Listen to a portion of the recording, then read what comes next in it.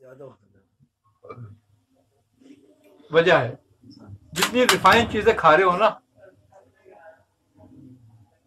उतनी बीमारियों का शिकार हो रहे हो। देखो फाइन आटा खाते हो, फाइन ऑयल खाते हो जी, बीमारी से है। फाइन चीनी खाते हो जी, क्या है? हाँ क्या खाए, लाल आटा खाओ, नहीं खाते लोग? खाते हैं पंजाब में सबसे ज्यादा। गुड़ खाओ, शक्कर खाओ,